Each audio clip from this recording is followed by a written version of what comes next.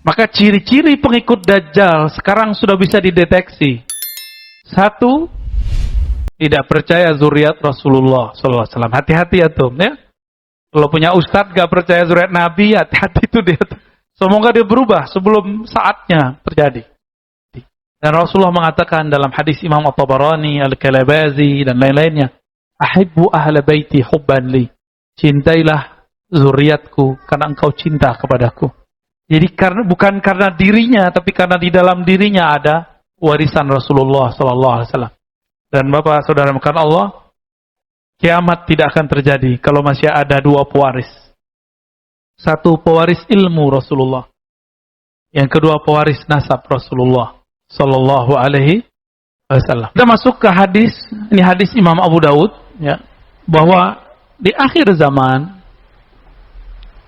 akan terjadi fitnah akhir zaman, dan itu panjang. Puncaknya ada dua, muncul Dajjal, dan terakhir nanti ada lagi Ya'juj dan Ma'juj. Yang kita bicarakan dari kemarin adalah pernah Dajjal keluar dan setelah Dajjal dibunuh. Tadi saya katakan kami dialog dengan ulama-ulama ahlul qulub, ulama-ulama intelektual, dan mereka cenderung mengatakan apa? Bahwa virus-virus yang berkembang belum lama ini itu adalah pertanda awal dari fitnatul Dajjal. Secara kedokteran silakan katakan ahli kedokteran, secara politik silakan, bisnis silakan. Saya membicarakan sisi yang lain. Kalau dokter boleh berbicara sisi dia, kenapa saya nggak boleh berbicara sisi saya? Ya, mungkin ada beberapa orang yang mungkin mengatakan, Ustadz ini dongeng. Kita butuh sesuatu yang real. Ya, ini juga ada hadisnya. Kita punya data. Sebelum ilmu kamu ada, hadis ini sudah ada. Sebelum ilmu kedokteran, politik, bisnis semua ada, ilmu ini sudah ada. Ya, jangan terlalu sombong lah. Kemudian mengatakan orang yang berbeda faham, beda pandangan dengan kita, kemudian dongeng. Ya.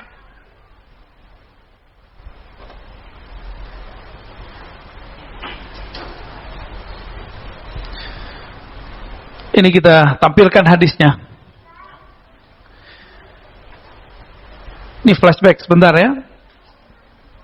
Jadi mereka kemudian menganggap inilah. Nah, kalau di Yaman ada namanya Syekh Al-Habib Al-Adni, Abu Bakar Al-Adni. Ini salah satu ulama intelektual yang punya pendekatan ilmu namanya fikih tahawulat. Fikih tahawulat itu ternyata nggak jauh berbeda dengan apa yang kami diskusikan lama dulu dengan kawan-kawan kami di Indonesia juga. Bahwa belajar Islam itu 4. Fikih berdasarkan hadis Imam Muslim yang akan kita nanti baca di pertemuan pertama nanti ba'da Isya ya, jam 8 atau jam 8 nanti kita lihat waktunya. Mungkin teman-teman mau makan dulu ba'da Isya, jam 8 kita balik ya, insya Allah. Jadi beli kitab Sahih Muslim belum? Buat nggak ngaji sampai jam 10 tuh. Ya, antum nampung doang masa nggak mau? Ada belajar 15 tahun. Ya, masa nampung doang nggak mau? Ya, bagi yang ada waktu. Syekh Al-Adni mengatakan ada ilmu fikih, ilmu akidah, ilmu tasawuf. Lalu beliau menyebutkan ilmu eskatologi. Eskatologi ini fikih akhir zaman. Ya. Sama dengan penemuan kita, cuma saya menyebutnya dengan istilah yang berbeda. Ya. Fikih akhir zaman ini saya bagi 2. Jadi kalau beliau 4, saya jadi 5. Fikih akhir zaman itu pertama, gerakan apa yang akan kita persiapkan menyongsong akhir zaman. Maka disebut harakah. Ya. Lalu tujuannya sampai kemana? Tujuannya itu yang kelima. Yang Nabi sebut, summa yakunu, ya. Selalu setelah itu ada daulah, kekuasaan ala minhajin nubuwah, dalam manhaj kenabian. Itu. Jadi fikih akhir zaman saya baginya 2, harokah. Harokah ini pergerakan. Bergerak tuh berarti nggak boleh diam tuh. Karena sekarang zamannya alhamdulillah masih belum zaman perang militer. Kita nikmati. Sekarang perang apa? Perang opini nggak? Iya. Ada yang ngajak saya debat kemarin kan? Nggak datang-datang. Perang aja dia di YouTube. Maka kita katakan ke depan kami tidak akan lagi mau menerima tantangan kalian. Cemen. Ya? Nggak akan saya terima lagi. Kita sudah sediain waktu, banyak aja alasannya. Malah memanfaatkan oknum polisi. Malah kita disalah-salahin di situ. Ya salam. Jangan-jangan Anda terpapar, Pak Polisi. Ya. Semoga Pak Polisi yang lain tidak terpapar ya. Amin. Semoga yang ngurus bangsa ini, yang jaga bangsa ini aman kolbunya, aman akidahnya. Amin ya Rabbal Alamin. Itu bagi saya sangat menyakitkan sebenarnya. Ya. Bukan menyakitkan kita dendam, tidak. Loh kok gitu amat ya? Ramainya di YouTube. Di depan kita nggak ada satupun. Ramai doang. Dia kira dengan membuat framing, begitu orang percaya. Orang kan bisa buat framing baru. Tapi saya bukan mau mengatakan itu, saudara-saudara yang melakukan Allah. Sekarang perangnya perang media. Ya, maka saya mengimbau para asatidz ahlus sunnah yang moderat, yang kalbunya bening, akidahnya lurus, bertasawuf. Ayo, antum isi ruang kosong di YouTube itu. Maka kita jauh-jauh hari udah ngomong ke teman-teman di MRBJ, ayo semua pengajian kalau bisa di live kan. Kalau ada salah nanti ya di private. Kalau yang aneh-aneh private. Yang penting di live kan dulu, ini syiar kita. Maka kita juga selektif ketika untuk memilih seorang dai yang akan mengajar, muallim yang akan mengajar di tempat duduk ini. Tempat duduk ini suci Pak, tapi yang duduk di sini belum tentu suci. Saya bukan orang suci. Kita hanya sedang berlatih. Semoga Allah menjaga kita semua. Amin ya Rabbal Alamin. Jadi ke depan ini perangnya perang apa? Opini. Nanti beberapa ustadz sok-sok cuek, sok intelektual ngomong, ngapain ente masih ngurusin yasinan, belain hujah yasin? Zikir jamaah, tauhid 3, sifat 20. Untuk apa 3 zamannya? Itu saya dengar 20 tahun lalu di sini. Yang ngomong seorang ustadz kepada saya, ente kau usah pikirin itu. 20 tahun lalu Pak. Kita kira kalau sudah ketemu di MUI, sudah debat terbuka di masjid, selesai masalah. Ternyata tidak. Mereka tidak ada mundur. Mereka maju terus. Terus antum diam. Mereka mengisi kekosongan itu. Termasuk masjid ini dulu. Ya, dulu masjid ini diklaim masjid mereka dulu ini. Alhamdulillah pengurusnya sadar. Atau masih ada pengurus yang belum benar. Ya, masih belum sadar maksud saya. Sudah begini modelnya belum paham juga. Udah begini gawatnya, belum paham juga. Mereka banyak gebrak meja loh depan Said Agil Al-Munawar, guru kita. Itu zuriat Rasul loh. Ternyata mereka emang nggak percaya zuriat Rasulullah Sallallahu Alaihi Wasallam. Orang tua saja nggak boleh saya gebrak, Pak. Ini keturunan Rasulullah Sallallahu Alaihi Wasallam. Kecuali dia ada perkara yang emang sisi manusiawinya. Ini beliau berbicara baik di sini, di masjid ini. Maka ciri-ciri pengikut Dajjal sekarang sudah bisa dideteksi. 1, tidak percaya zuriat Rasulullah SAW. Hati-hati ya Tom ya. Kalau punya ustadz gak percaya zuriat Nabi, hati-hati itu dia. Semoga dia berubah sebelum saatnya terjadi. Kenapa? Ini hadisnya yang mau kita baca. Al-Mahdi minni. Ya. Al-Mahdi itu dari keturunanku. Al-Mahdi minni min itrati. Al-Mahdi itu dari keturunanku, dari itrahku. Min waladi Fatimah. Dari zuriat Fatimah. Ini hadisnya. Kita crop coba. Lihat jelas ya. Ini nomor hadisnya. Ini nomor hadisnya ya. 4284. Ini namanya sanad. Ahmad ibn Ibrahim. Ini sanad namanya. Jadi hadis itu tidak langsung didapat oleh imam dari Nabi. si imam ini berguru juga kepada seseorang atau banyak orang. Maka kalau kita ikut sunnah Nabi, wajib punya guru. Karena imam, pengamal, dan pengumpul sunnah ini berguru. Tapi kata kawan kita sekarang, gak boleh ikut ustadz, gak boleh ikut imam, gak boleh ikut kiai. Langsung saja kepada, nah ini saya ulang-ulang terus Pak.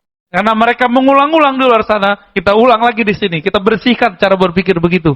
Kita riset ulang. Itu brainwash. Ikut Allah saja, ikut Rasul saja. Kita tanya, gimana cara ikut Rasul? Baca Sahih Bukhari, Sunan Abu Daud. Ini yang saya bawa namanya Sunan Abu Daud. Kitab hadis ketiga di bawah Bukhari, Muslim. Ini Sunan Abu Daud. Kawan Imam Bukhari dalam berguru. Ini mereka sepengajian. Bedanya, Sahih Bukhari lebih mentareng aja daripada Sunan Abu Daud. Cuma mereka punya kriteria masing-masing dalam bab Sahih. Mereka berguru. Siapa guru dia? Ahmad ibn Ibrahim itu gurunya. Dari Abdullah bin Ja'far Ar-Raqi, an Abil qala hadatsana Abdul Malih, terus sampai ke an Ummi Salamah, dari Ummu Salamah. Apa kata Ummu Salamah ini, istri Rasulullah?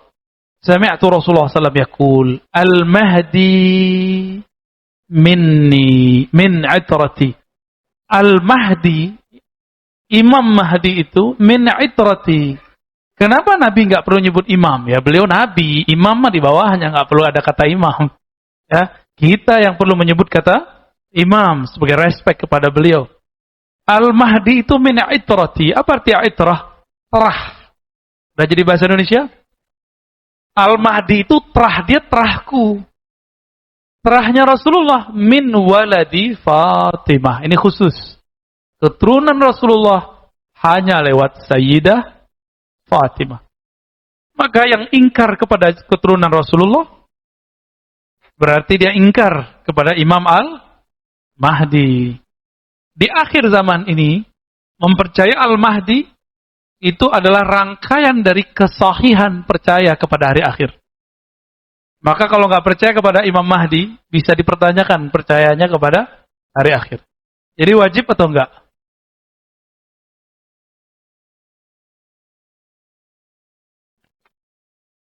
Jadi percaya terhadap hari akhir, di dalamnya ada tanda-tanda kiamat.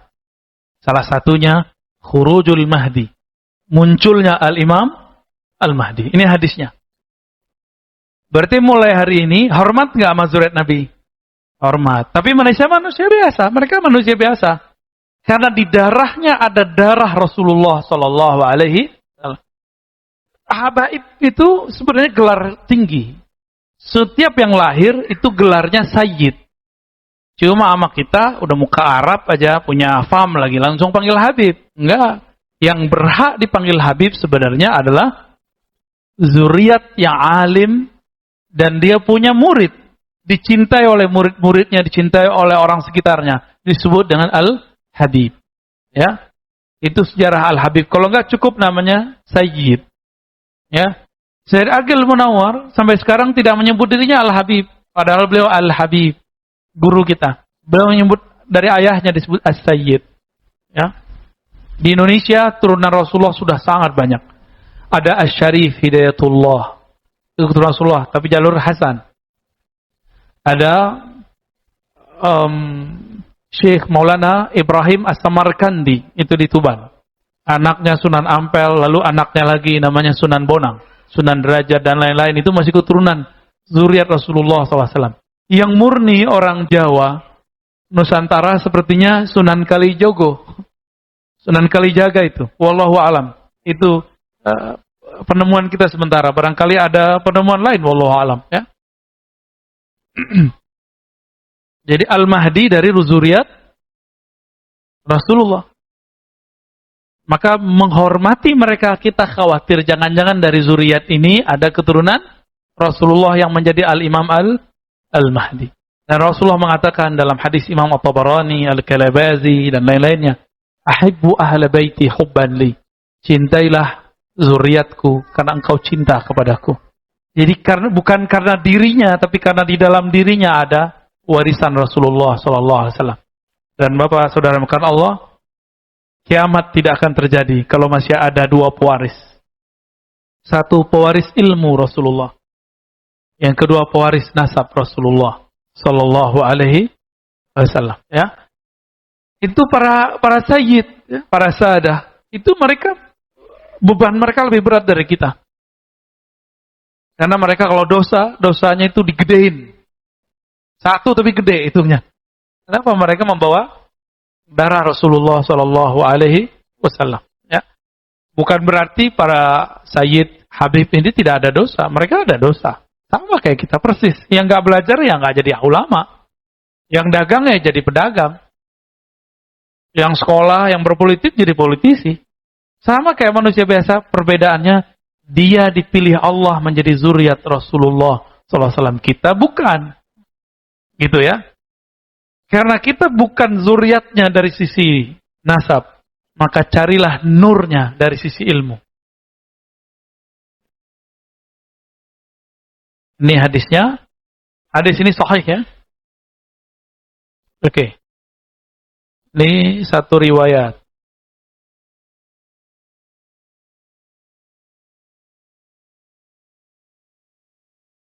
Di riwayat berikut Al-Mahdi minni. Nah, ini mulai masuk ke intinya sebenarnya. Imam Mahdi itu keturunanku. Al-Mahdi artinya yang diberi guidance, hidayah.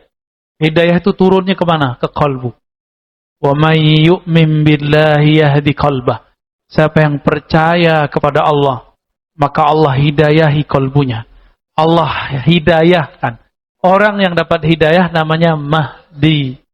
Maka pengikut Imam Al-Mahdi namanya Al-Mahdiyin. Ya? Apa nama pengikutnya? Al-Mahdiyin. Oke. Kelihatan Al-Mahdi. Kelompok pengikut dia disebut dengan Al-Mahdiyin.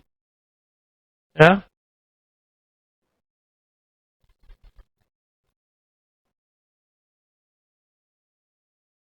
Apa arti Al-Mahdiyin? Orang yang kolbunya diberi petunjuk oleh Allah.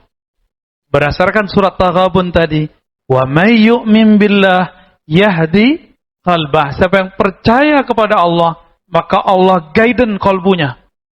Maka siapakah kriteria Al-Mahdiyin ini? Satu, dia mukmin. Ya, mukmin. Satu. Mukminnya tidak hanya dengan mulut, tapi dia bergerak dengan kolbunya. Maka dia ahlul qulub, ya. Ahli kolbu. Kolbunya hidup. Karena hidayah turunnya ke dalam kolbu. Hidayah nggak turun ke sini, Pak. Maka bisa jadi orang tamat pesantren nggak dapat hidayah, apalagi di luar pesantren. Orang tamat UIN aja bisa liberal, apalagi antum. Jangan dibalik. UIN liberal sesat. Kalau tamat UIN bisa sesat, antum gimana ceritanya? Jangan dibalik. Ini logikanya sekarang dibalik. Karena mungkin ada kecemburuan dari orang tamat-tamat universitas yang sana. Mereka nggak mau, ya, nggak mau ditinggal oleh jemaahnya atau pengen menghancurkan pamor ulama yang tamatan UIN, YIN. Gimana caranya? Tuduh aja UIN, YIN liberal. Tuduh aja itu murtad. Biar jamaah ngaji ke dia, kan gitu jadinya. Biar umat tidak ikut. Begitu. Itu sudah bagian dari dajajilah. Pembohongan. Pembuatan opini yang tidak benar. Kalau di kampus UIN orang masih bisa keliru, padahal di situ diskusi keagamannya tiap hari, kira-kira antum yang nggak ngaji kitab gimana? Itu lebih gawat lagi. Jangan dikira pemikiran begitu cuma ada di sini. Ummul Qura banyak, di Madinah ada. Antum kan nggak suka sama orang yang aneh-aneh dikit. Padahal kadang aneh itu ada yang benar loh. Karena Nabi mengatakan ghuraba. Ya. Orang-orang aneh itu bagus malah. Aneh itu bukan penampilan. Aneh itu adalah kebeningan kolbu di saat semua kolbu kotor. Ini malah sibuk di baju, sibuk di celana. Itu gagal fokus namanya. Sibuk itu di kolbu ini karena yang tidak berubah dari dulu adalah guidance di kolbu. Kalau pakaian berubah, karena budaya berubah. Dulu Rasulullah pakai sarung. Antum sekarang pakai celana. Ada yang pakai gamis. Emang Rasulullah pakai gamis begitu? Kan enggak juga. Rasulullah pakai sarung. Pakai baju atas. Terus kemudian pakai jubah luarnya. Itu budaya di zaman Rasul. Mungkin enggak cocok di zaman kita. Silakan pakai celana, enggak apa-apa. Tapi saya ingin mengikuti sarungnya Rasulullah. Kami ngaji kepada Syekh Abdul Razak Al-Aswad ya, dari Aleppo. Dia lihat saya dan teman-teman saya pakai sarung. Apa kata beliau?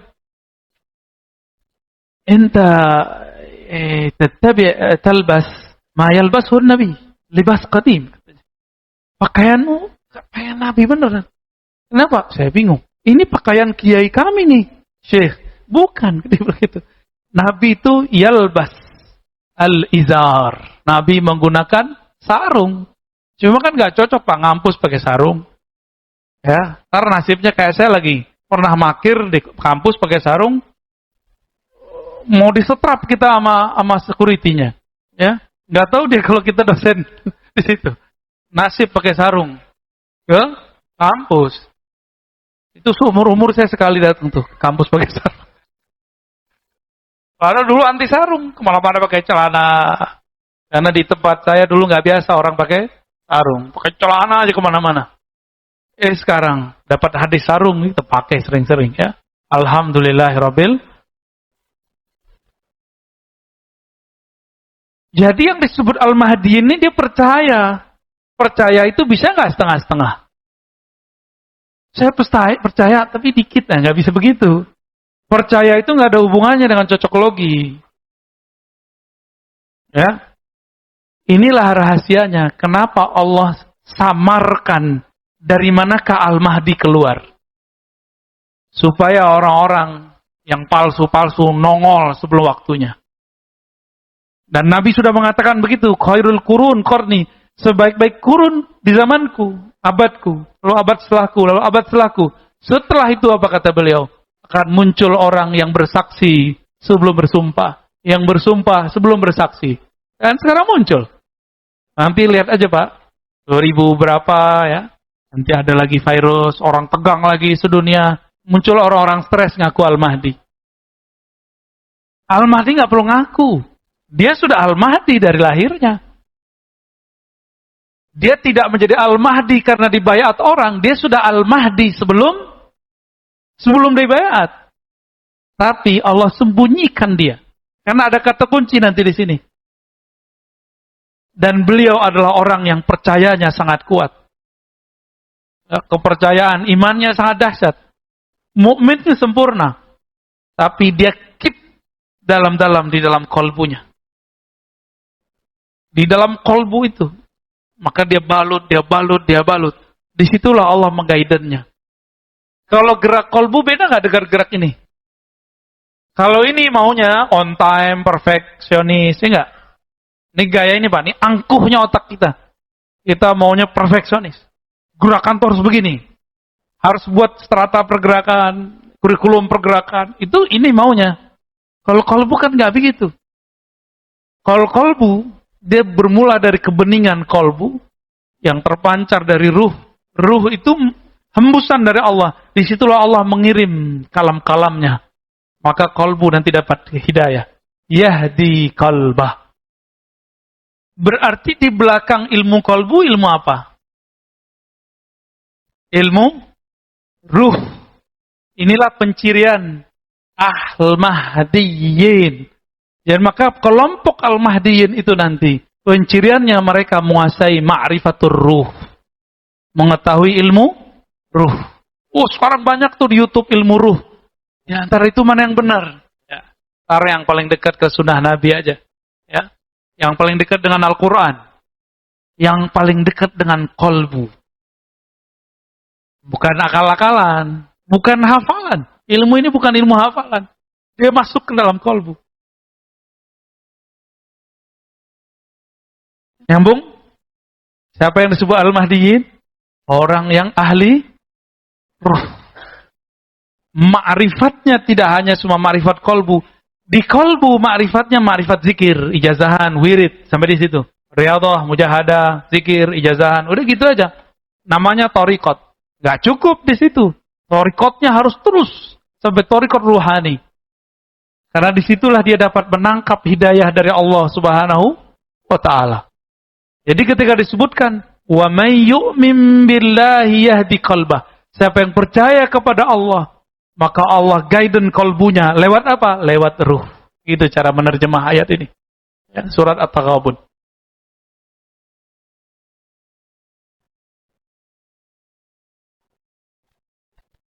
Maka pergerakannya nanti bukan yang nongol-nongol sekarang di YouTube itu ngaku-ngaku mimpi ketemu Allah, belum tentu itu ya. Ya sekarang pengikutnya udah buat perumahan lagi ya. Perumahan akhir zaman namanya. Insyaallah. Kalau ada perumahan akhir zaman bikin selamat, saya mau beli ah. Berdasarkan suatu hadis yang menyebutkan bahwa jika terjadi fitnah akhir zaman, beruzlahlah ke tempat sepi, hutan, tempat yang tidak ada orang di sana. Lah dia buat perumahan. Perumahan rame nggak Pak? Ya, itu karena tidak bergerak dengan kolbu, tapi dengan ra'yu. Nah, jadi musuhnya Al-Mahdi siapakah nanti? Ahli ra'yu. Ra'yu itu menjadikan akal intelektual segala-galanya. Akal doang ya. Nanti jadi akal-akalan. Ya. Ya, seperti yang terjadi sekarang. Ternyata dia bukan pembawa kemurnian tasawuf. Ternyata banyak akal-akalannya, maka dia berani kemudian mengkritisi sosok yang sudah sangat mapan di kalangan ahli hadis, ahlu sunnah wal jamaah. Ini sensitif sekali. Benarlah kata Imam Abdul Qahir Al-Baghdadi tadi, gak mungkin akidah yang bening bercampur dengan kepercayaan yang kotor, gak mungkin. Ini musuhnya di sini nanti nih, kelompok yang ra'yu. Akal-akalan sebenarnya, bukan akal ya, akalan. Kita sebut sekarang cocoklogi. Nah, ini hati. Cocoklogi bukanlah hidayah kolbu. Maka kalau orang cocoklogi ini ngomong, batin saya, hati saya, firasat saya, antum hati-hati aja. Ya. Mereka sudah keliru kemarin, nah tapi tidak minta maaf mengenai dukun. Ada yang minta maaf? Minta maaf ke umat? Minta ampun kepada Allah? Tidak. Itulah ego intelektual, ahlu ra'yu. Orang ahlu ra'yu itu gak mau minta maaf, gengsi. Takut dia, kemudian kalau minta maaf menurunkan pamornya. Padahal orang yang ilmiah itu mau mengaku salah. Ahli kolbu mau memaafkan di saat orang menyerangnya. Di saat orang membencinya, dia gak masalah bagi dia. Jadi pembedanya apa? Di sini ahli ruh. Ahli ruh. Nanti jadi perangnya ini nanti nih. Orang yang ra'yu. Ra'yu ini terbagi dua. Ada yang pakai teks. Ada yang pakai konteks. Pakai teks, dalil ini. Maka pertanyaannya mana dalil mulu? Ra'yu juga itu. Walaupun dia mengira dengan menyebutkan dalil, itu sudah nyambung. Belum tentu nyambung. Ketersambungan pemahamannya harus dibuktikan. Nyambung gak dengan ulama? Kalau enggak masuk. Ya. Kemudian coba perhatikan di hadisnya ya. Hadis ini sudah mencakup apa yang mau kita bahas pada malam ini mengenai Al-Mahdi. Ini ciri-ciri fisik. Nah, di sini banyak orang stres ngaku nih. Ajlal jabhah. Jidatnya agak lebar. Hati-hati antum yang lebar tuh ya. Kalau lagi stres ngaku Al-Mahdi lagi. Beruntung lagi jidatnya nggak lebar. Aman. Aknal anf.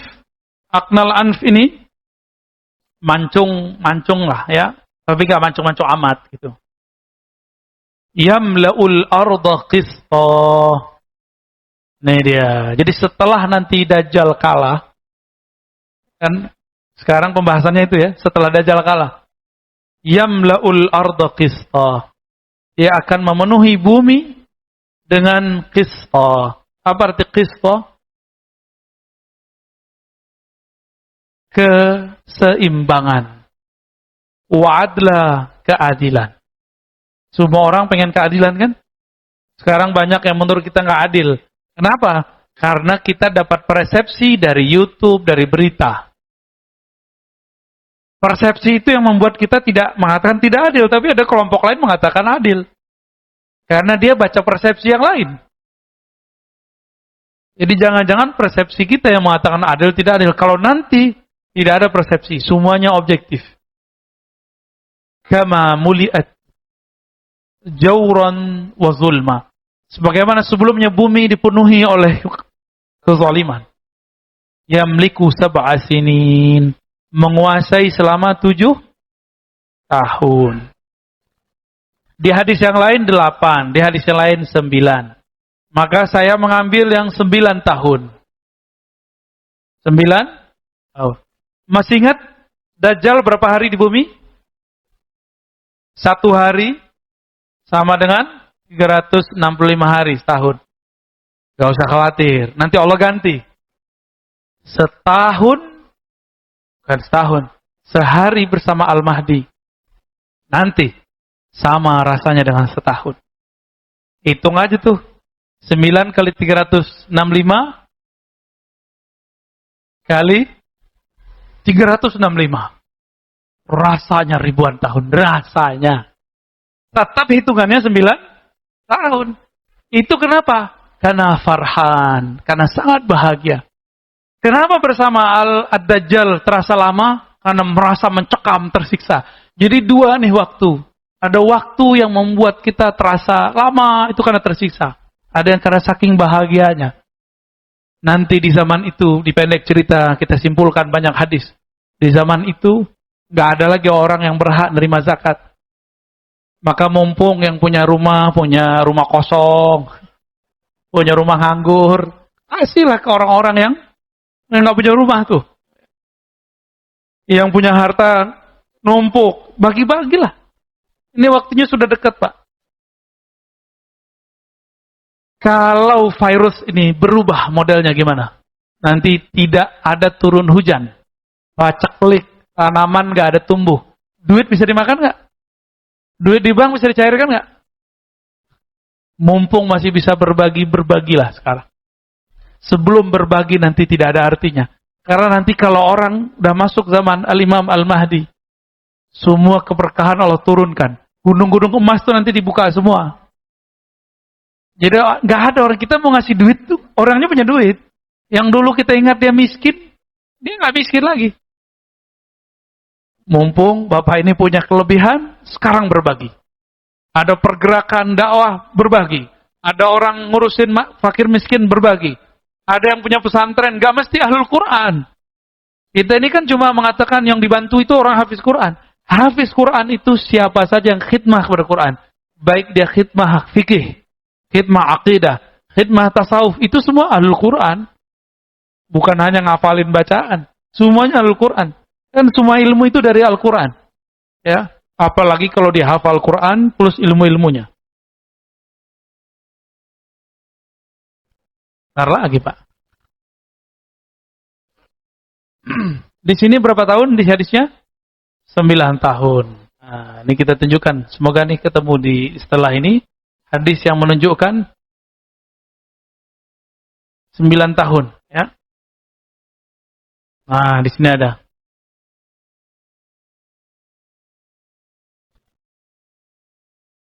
Fayalbas sab'a sinin. Lalu Imam Mahdi tinggal selama 7 tahun. Qala Abu Dawud, qala ba'dun an Hisham ni rawi, Nabi mengatakan 9 sinin, 9 tahun.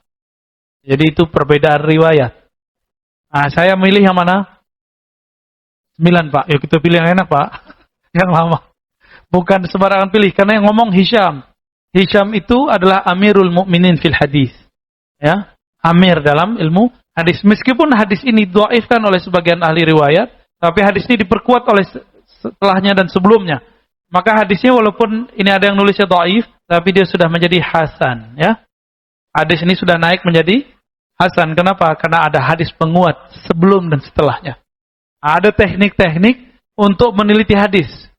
Nanti saya cerita pada insya Allah. Ya. Nanti ada yang disebut sahih. Kapan hadis disebut sahih? Jangan asal ngomong-ngomong doang. Sahih. Disahihkan Albani. Memang kalau disahihkan Ar-Razi nggak bisa terima. Ya.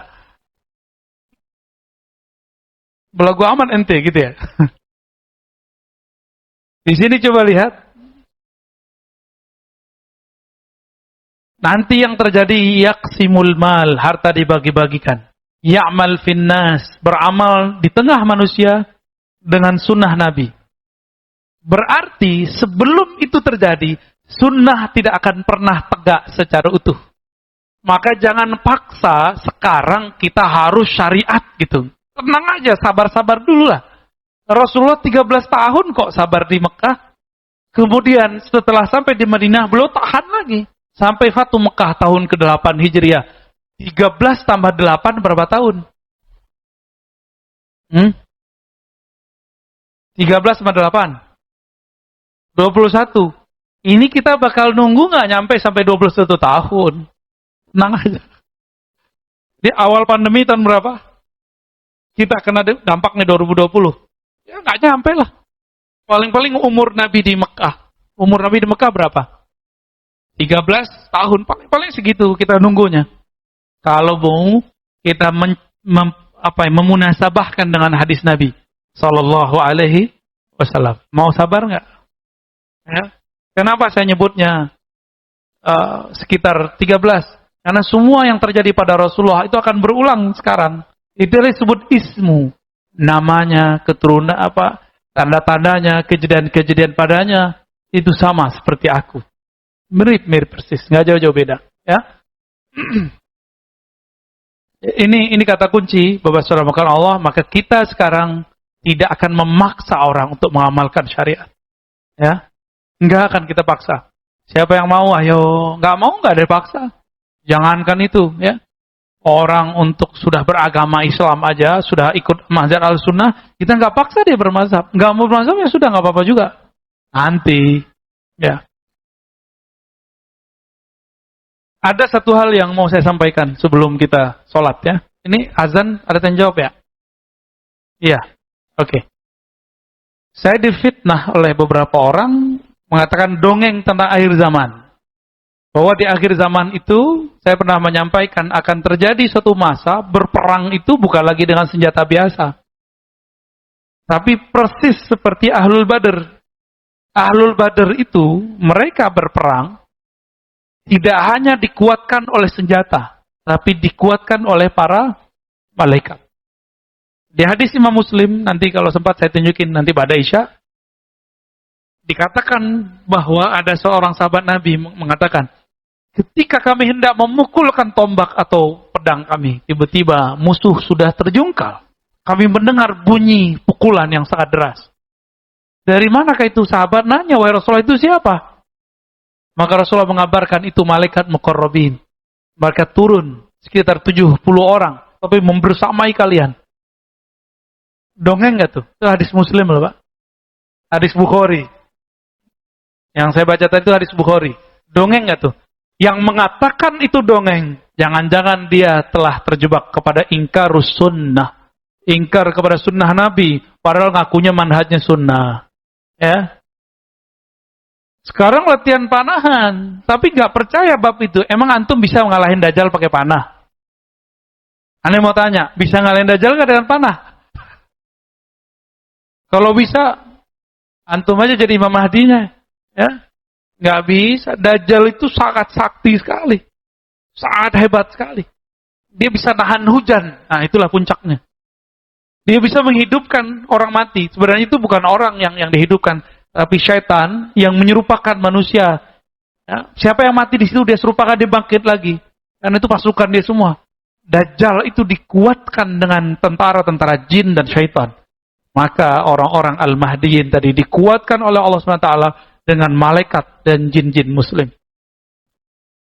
Nanti, ya, sabar ya. Sabar. Ini kan nggak sabar masalahnya. Main cocok logi aja. Ya. Baik. Nah, di sini disebutkan bahwa Al-Mahdi yubayyi'unahu bainar rukni wal maqam, ya. Nanti terjadi ikhtilaf inda mauti khalifah, ketika mati seorang khalifah. Maksudnya pemimpin. Fa yakhruj rajulun min ahli Madinah, lalu ada seseorang dari ahli Madinah keluar, datang ke Mekah dipaksa untuk dibaiat. Nah, karena hadis ini keluar, nanti akan muncul orang-orang, dia datang dari Madinah, itu banyak Pak nanti. 2025, 26, 27, 28, nanti kita saksiin aja ya. Orang-orang stres. Nanti dia datang ke Madinah, ngindap beberapa hari, terus pindah ke Mekah, minta dibaiat. Seakan-akan dia dipaksa. Ntar lihat ya. Al-Majnunun. Orang-orang stres yang ngaku jadi memahdi nanti. Kita ketawa aja kalau nanti terjadi. Ya, baik. Sampai di pembahasan kita tadi, ada yang mau ditanyakan? Ya, betul.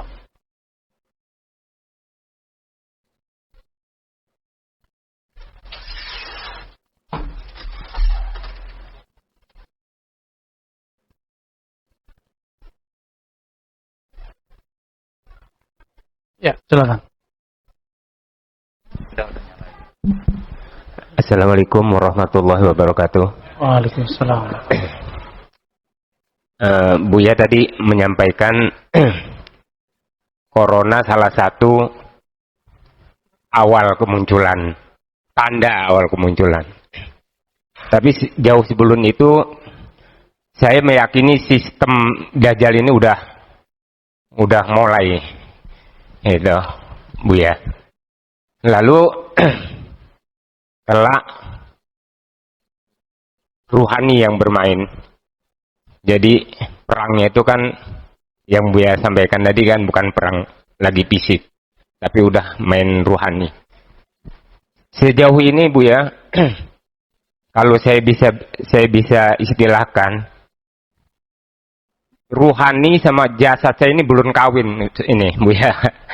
Jadi ruhani saya ini masih terbungkus oleh jasad, sehingga ya jasad ruhani. Yang saya mau tanyakan, perkawinan antara ruhani saya dan jasad saya ini, Buya. Demikian Buya. Assalamualaikum warahmatullahi wabarakatuh.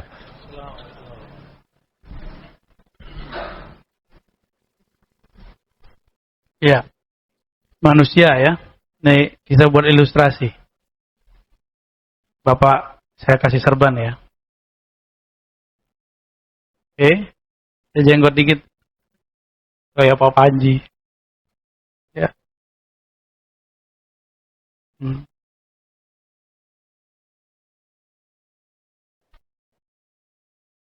Ini fisik. Anggap saja benar ya, kayak manusia ya. Ini fisik kita, ini fisik. Tubuh ini dari mana? Dari tanah. Ntar kalau dia pulang, kemana dia pulangnya? Pulang ke tanah. Tubuh ini fisik, kembali ke fisik. Maka tidak perlu perkawinan antara tubuh ini dengan ruh. Ruh kita ditiupkan Allah dulu di perut ibu kita. Berarti kita inilah yang disebut alien sebenarnya. Sekarang pesawatnya bernama manusia. Jadi ini adalah pesawat tercanggih di alam semesta. Jangan cari-cari piring terbang. Itu di rumah aja tuh piring terbang. Show. Ya. Hemat saya begitu, Pak. Piring terbang tercanggih ini tubuh manusia ini. Di dalamnya ada energi dahsyat yang bernama ruh. Ruh ini sekarang jadi tuan atau jadi budak di tubuh kita. Itu aja masalahnya. Ruh ini lebih murni dari malaikat. Malaikat makan nggak? Malaikat tidur nggak? Malaikat bedanya dengan ruh. Malaikat ahli zikir, ruh ahli ilmu. Itu aja bedanya. Apa perbedaan ruh dengan malaikat? Malaikat ahli zikir, wa nahnu nuqaddisu bihamdik wa nuqaddisu lak. Itu dalilnya. Surah Al-Baqarah. Kami banyak tasbih. Kami ini baik-baik orangnya. Tapi perbedaannya ruh. Ruh itulah yang disebutkan min ruhi. Hembusan dariku. Dari ruhku. Apa maksud ruh di situ? Itu rahasia Allah. Bisa kita artikan ilmu. Karena ruh kadang diartikan wahyu. Ruh diartikan kadang bisikan dari Allah Subhanahu wa ta'ala. Bisa nggak menangkap bisikan Allah itu? Bisa nggak menangkap itu? Jika dapat menangkap itu berarti ruhnya hidup. Gimana caranya? Nah, inilah yang Nabi katakan. Dalam beberapa ayat, ini futuh namanya. Nabi diperintahkan, kul, katakan, innama ana basyarun mithlukum. Aku ini bashar, manusia. Ini bashar. Bashar itu manusia, man. Bahasa laki-laki lah ya, manusia. Bedanya apa? Kalian gak sadar, aku sadar. Makanya yuha ilayya. Diwahyukan ke dalamku. Apa yang diwahyukan ke dalamku? Bahwasannya la ilaha illahu. Bahwasannya Allah tiada Tuhan yang berhak disembah kecuali Dia.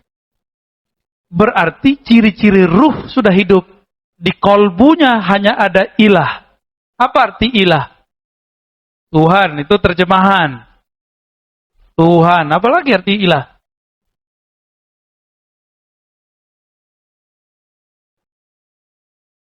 Yang dicintai.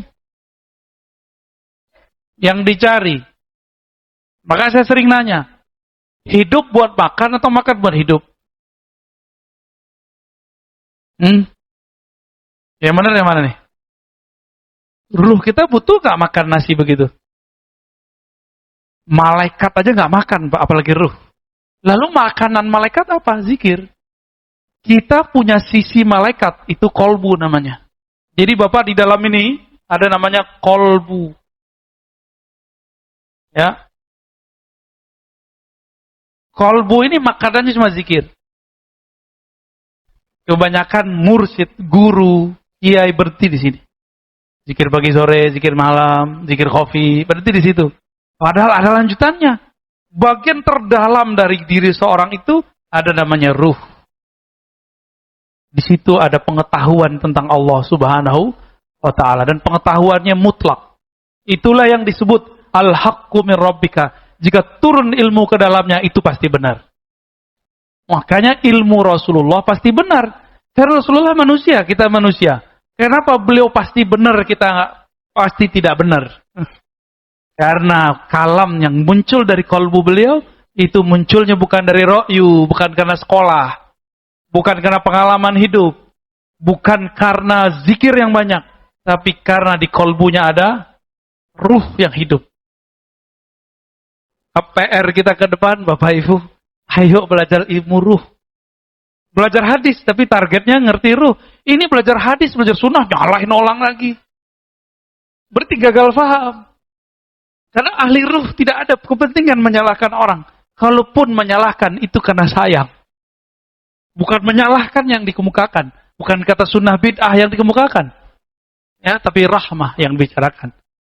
Supaya jangan ada juga kesalahpahaman bahwa umat Islam itu masih membutuhkan Nabi Isa. Enggak, kita enggak perlu amat kok sebenarnya. Justru Nabi Isa yang memerlukan umat Nabi Muhammad sallallahu alaihi wasallam.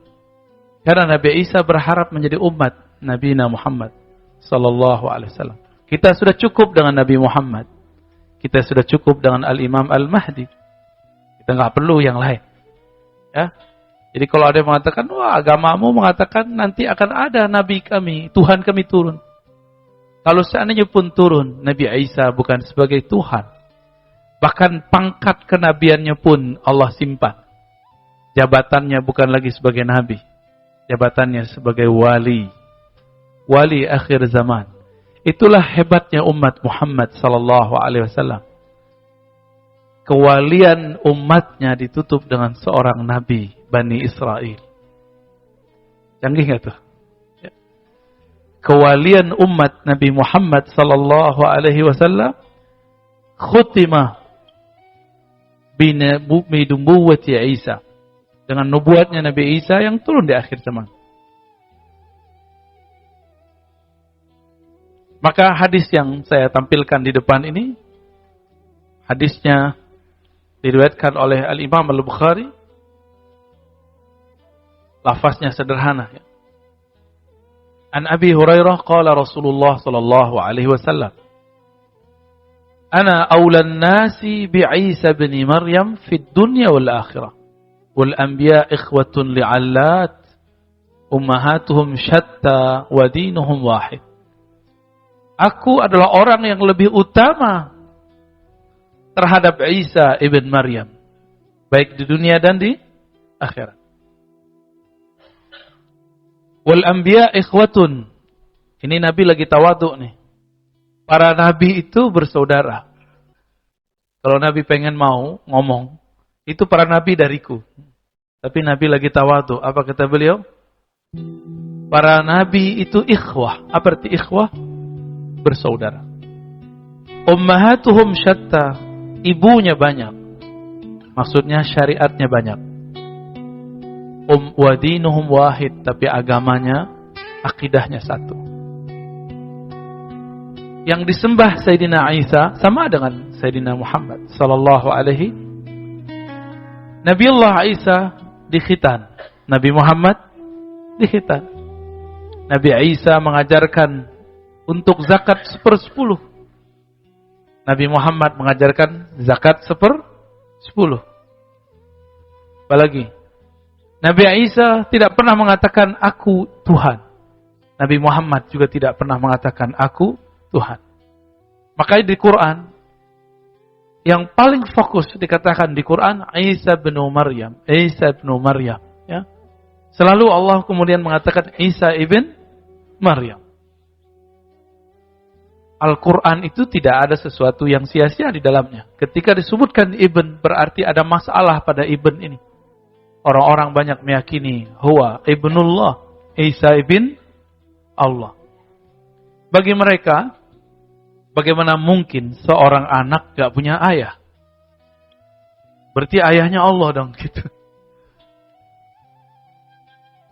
Gimana Pak? Mungkin gak? Ada anak tanpa ayah? Jangankan ayah, tanpa ibu dan ayah pun mungkin. Siapakah itu? Sayyidina Adam. Lolos Pak. Tauhidnya bagus. Itu penjelasan Al-Imam Ibnu Athaillah As-Sakandari dalam kitab Lataiful Minan. Kemudian Sayyidatuna Hawa, ada Adam tapi tiada ibunya. Berarti ada orang lahir di dunia, muncul di dunia tanpa ibu, berarti dia enggak dilahirkan dong. Enggak tahu caranya gimana, wallahu a'lam bishawab. Hanya Allah yang tahu. Dan Rasulullah hanya memberikan kata-kata kunci. Diciptakan manusia min dal'in atau min dila. Diciptakan perempuan dari tulang rusuk atau kaddal'in, seperti tulang rusuk.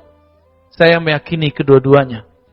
Adapun guru kami Allah yaghfirlah, ya, al-maghfirlah Kiai Ali Mustafa Yaqub mengatakan seperti tulang rusuk, bukan dari tulang rusuk.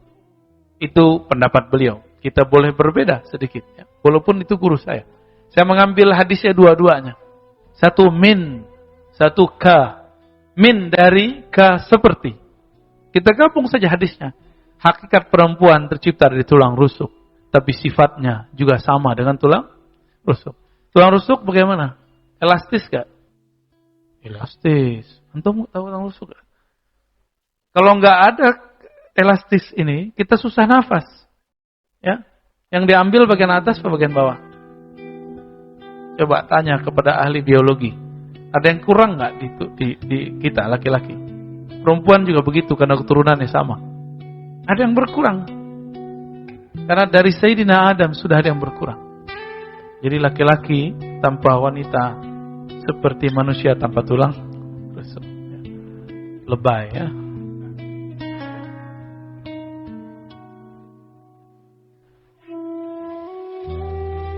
Nabi Muhammad sallallahu alaihi wasallam menyebutkan dalam hadis yang kedua, ra'a Isa ibnu Maryam. Nabi Muhammad enggak ketemu Nabi Isa. Bagaimana cara beliau menceritakan Nabi Isa? Saya sudah cerita malam tadi, yang hadir malam tadi, Allah itu menyebut dirinya Ad-Dahru. Apa arti Ad-Dahr? Bukan dahar bahasa Sunda Jawa. Dahar, apa arti dahar bahasa Sunda? Makan pagi ya? Enggak juga, semua makan. Waduh, salah itu ya. Bukan, beda bahasa. Ad-Dahar artinya sang pemilik waktu. Kalau dia memiliki waktu, boleh-boleh saja dia memperjalankan hambanya ke masa lalu atau ke masa depan. Maka sebenarnya jika ingin melintas waktu, mendekatlah kepada sang maha pemilik waktu. Gak usah buat-buat mesin waktu, gak usah. Gak ada itu imajinasi.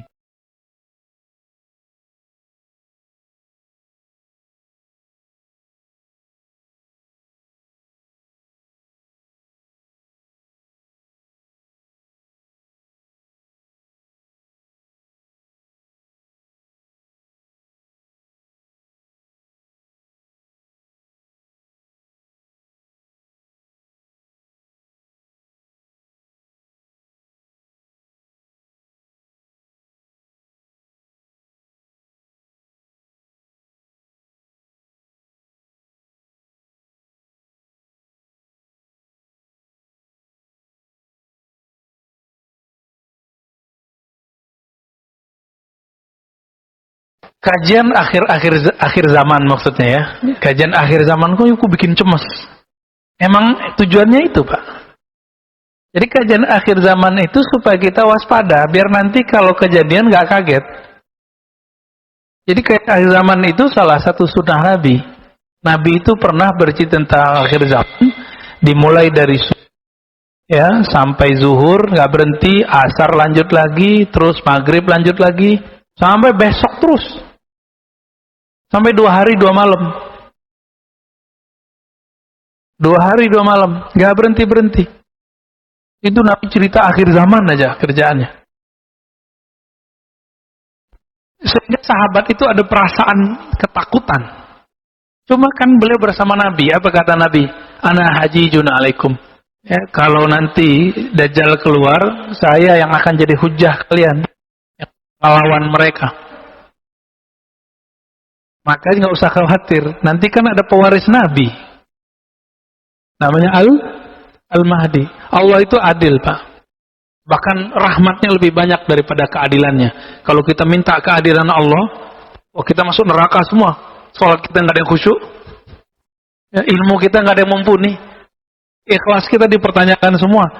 Karena Allah itu berbicara selalu dengan rahmatnya. Maka bismillahirrahmanirrahim lebih banyak. Nggak usah khawatir, Pak, nanti. Itu sengaja, kan tugasnya Nabi basyiran wa nazira. Basyiran wa nazira.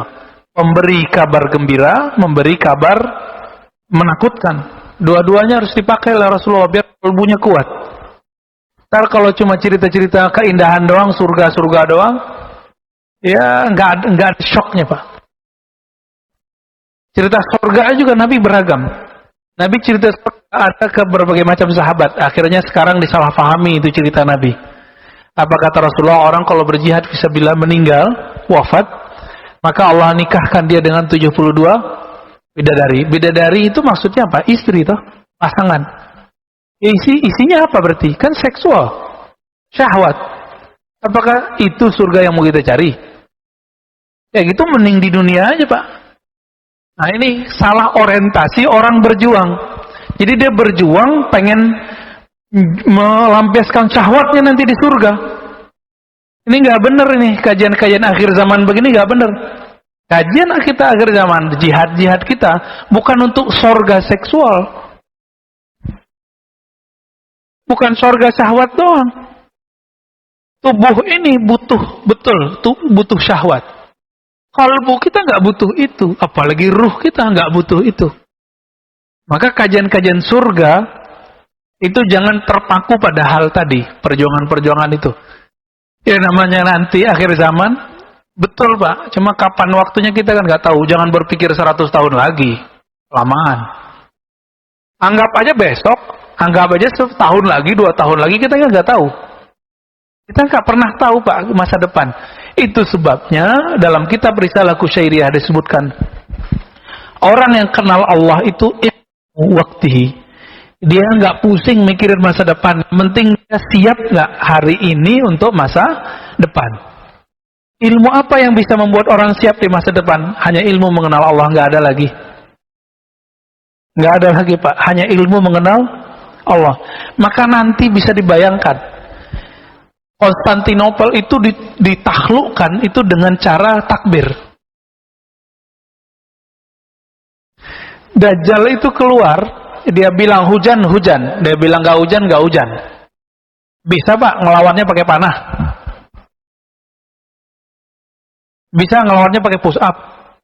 Pakai pistol? Gak bisa. Udah gak ada pistol nanti tuh. Senapan udah gak ada ntar tuh. Lalu pakai apa ngelawan Dajjal itu? Dajjal itu misinya cuma satu, membuat orang musyrik. Lawan musyrik apa? Ilmu tauhid. Ilmu tauhid caranya cuma ma'rifatullah, mengenal Allah sekuat-kuatnya. Ini baru COVID aja udah ketakutan. Kita nggak takabur, nggak boleh takabur, tapi jangan ketakutan juga gitu. Ini virus ketakutannya lebih berbahaya daripada COVID, ya kan? Lebih berbahaya. Nanti lihat aja Pak, ke depan akan ada penyakit baru yang tumbuh di masyarakat. Penyakit takut yang berlebihan. Coba aja lihat nanti kita tunggu masanya. Ya. Maka kalau nggak punya nih nur di dalam kolbunya, nur nama Allah, ya salam, ya lewat kita. Jadi nggak usah terlalu khawatir Pak. Bapak belajar ilmu mengenal Allah, latihan zikir, praktek setiap hari. Ini yang dilatihkan. Kalau umur Bapak panjang, mungkin jadi pengikut Al-Mahdi. Tapi kalau Bapak rajin sholat, rajin baca Quran, di kolbunya nggak ada mengenal Allah, nanti salah orientasi.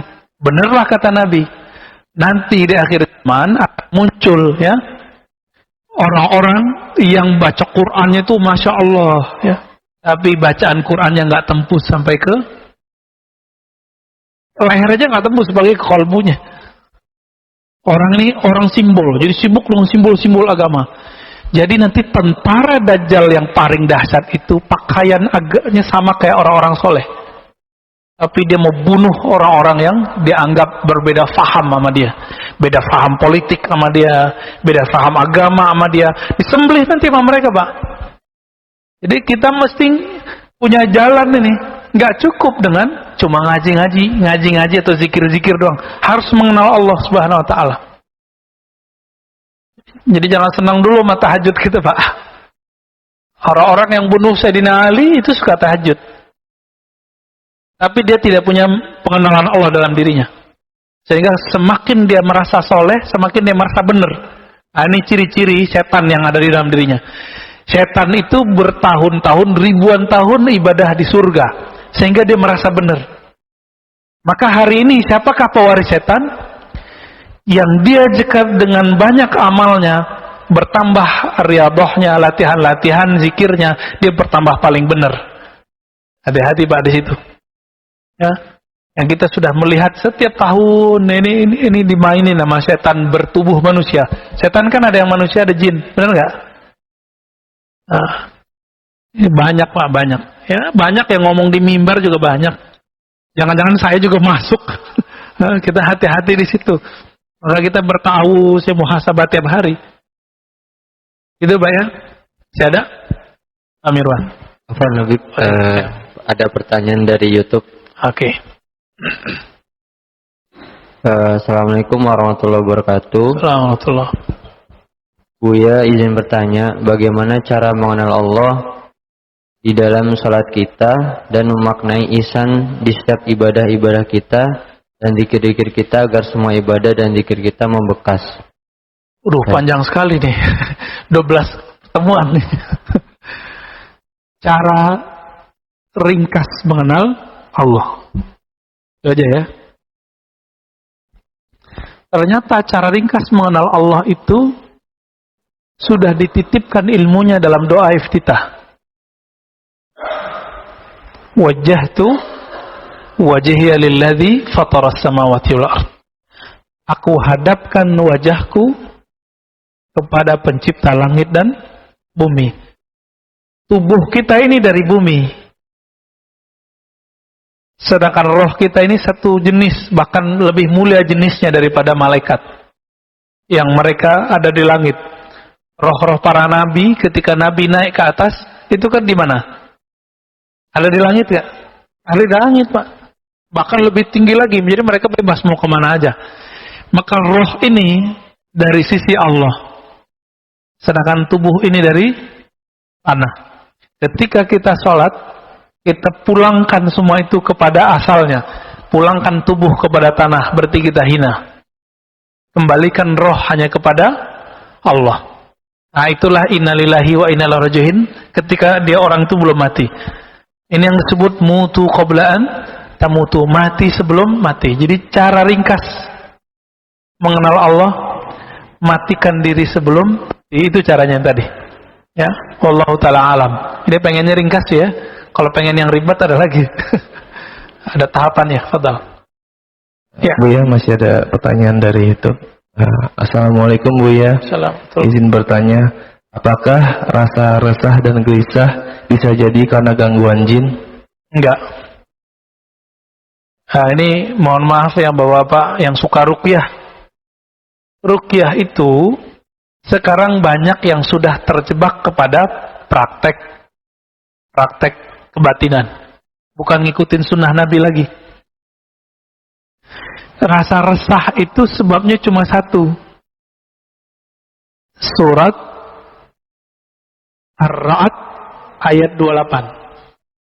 Ketahuilah hanya dengan menyebut nama Allah qalbu menjadi damai, tenang. Maka dibalik, ketahuilah qalbu menjadi resah, gelisah jika tidak menyebut nama Allah. Biasanya nanya lagi tuh orang, Ustadz saya sudah zikir, saya sudah nyebut nama Allah. Kan sudah nyebut nama Allah, nggak ada kata sudahnya.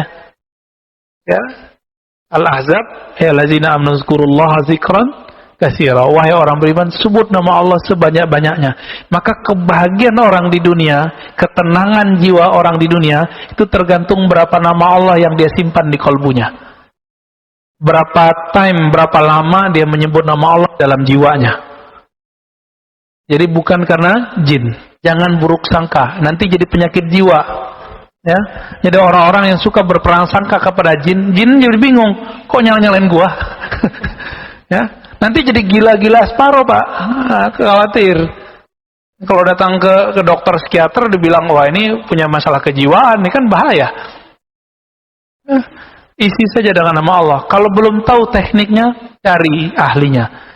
Ini kesalahan kita cuma satu aja, sakit fisik datang ke dokter fisik, gila sakit kolbu nggak mau datang ke dokter kolbu. Atau bingung kali ya, bingung. Ini banyak nih ustadz yang mana nih? Jangan-jangan ustadznya juga bermasalah kolbunya. Ya semua kolbu kita bermasalah. Ngerti nggak cara menyelesaikan masalah? Nah carilah guru ustadz bukan yang suci, tapi yang bisa menyelesaikan masalah itu. Gitu. Dia tahu tekniknya. Ada lagi? Cukup. Terakhir ya. Assalamualaikum warahmatullahi wabarakatuh. Assalamualaikum. Tadi ma'ruf artinya mengingatkan ya Ustaz ya? Bukan ma'ruf amin Pak ya? Itu dia saya mau tanya. Saya mau tanya apa mau mengingatkan ma'ruf amin tapi ya susah pasti ini. Ya, pertanyaan saya begini Ustaz. Tadi dikatakan kan banyak. Kalau orang atau calon-calon minta doa kepada ulama supaya dia jadi gubernur, jadi bupati atau apapun namanya. Berdosa enggak ulama ini untuk mendoakan orang ini? Karena dia tahu ini bukan untuk kebaikan, untuk mendapatkan sesuatu dari orang itu. Demikian. Assalamualaikum warahmatullahi wabarakatuh. Namanya ulama, tentu dia lebih mengerti dari kita. Itu rumus pertama. Barangkali hal yang menurut kita buruk, tapi dia melihat ada sisi baiknya. Saya masih ingat dulu almarhum Kiai Hashim Muzadi ya, salah satu kiai yang menurut kita sangat karismatik, dicintai semua golongan ya. Beliau dulu membersamai Megawati, masih ingat? Ditanya orang kan diprotes.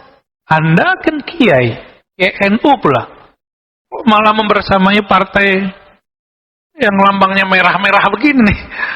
Jawaban beliau apa?